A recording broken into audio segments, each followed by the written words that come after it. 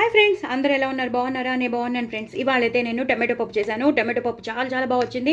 చక్కగా వెల్లుల్లిపాయలు పోపెట్టుకున్నాను, ఎక్కువ ఎండుమిరపకాయలు పోపెట్టుకున్నాను, పచ్చిమిరపకాయలు వేశాను. అలాగే పప్పుని నేను వేయించి పెట్టేసుకుంటాను ఎప్పుడైనా సరే. కందిపప్పుని వేయించుకున్న పప్పులో నేను కొంచెం పసుపు, పచ్చిమిరపకాయలు, కొంచెం కారం వేసేసి ఉడకబెట్టేసుకుంటాను. సో దట్ బాగా ఉడికిపోయాక నేను ఇలా పోపు వేసేసుకుంటాను. ఎక్కువ కొత్తిమీర, కరివేపాకు వేసుకోవాలి, అలాగే ఇంగు పోపెట్టుకోవాలి.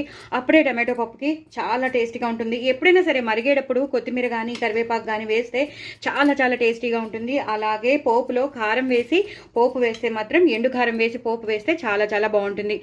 చక్కగా వెల్లుల్లిపాయలు కూడా పోపెట్టుకున్నాను, ఇంగు పోపెట్టుకున్నానేమో. చాలా చాలా బాగుంటుంది. వేడి వేడి అన్నంలో నెయ్యి వేసుకుని తినండి, చక్కగా అప్పడాలు నంచుకుని తినండి, వడియాలు నంచుకుని తినండి, మీ ఇష్టం.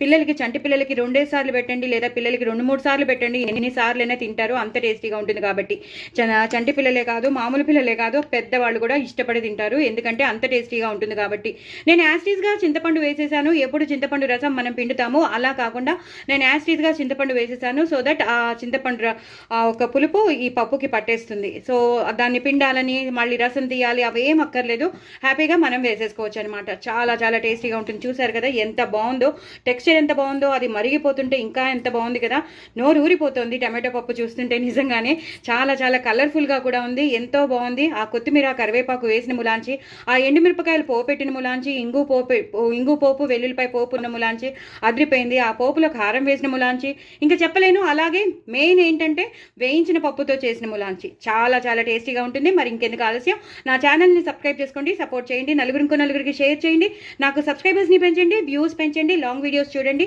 తప్పకుండా నా ఛానల్ని మాత్రం సపోర్ట్ చేయండి. చక్కగా సబ్స్క్రైబ్ చేసుకుని అన్ని వీడియోస్ చూడండి. బాయ్ అండి.